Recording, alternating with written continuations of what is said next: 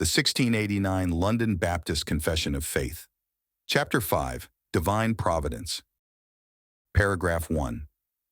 God, the good creator of all things, in his infinite power and wisdom, upholds, directs, arranges, and governs all creatures and things, from the greatest to the least, by his perfectly wise and holy providence, to the purpose for which they were created.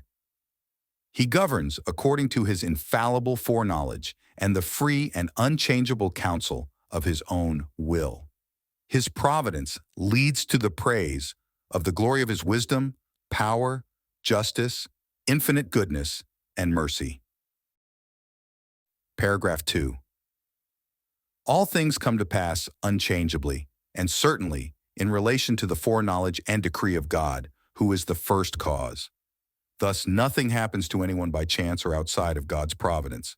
Yet by the same providence, God arranges all things to occur according to the nature of second causes, either necessarily, freely, or in response to other causes.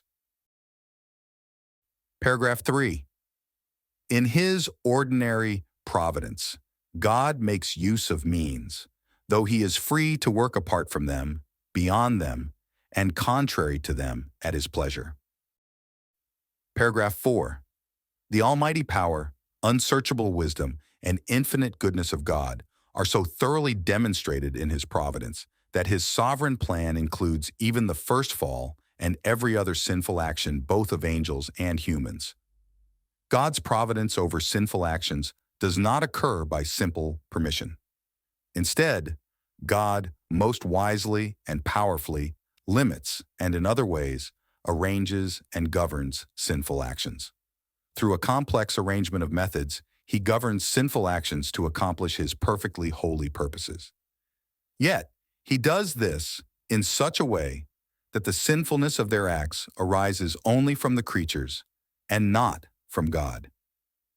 Because God is altogether holy and righteous, he can neither originate nor approve of sin.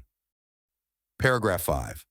The perfectly wise, righteous, and gracious God often allows his own children for a time to experience a variety of temptations and the sinfulness of their own hearts. He does this to chastise them for their former sins, or to make them aware of the hidden strength of the corruption and deceitfulness of their hearts, so that they may be humbled. He also does this to lead them to a closer and more constant dependence on him, to sustain them, to make them more cautious about all future circumstances that may lead to sin and for other just and holy purposes. So whatever happens to any of his elect happens by his appointment, for his glory and for their good.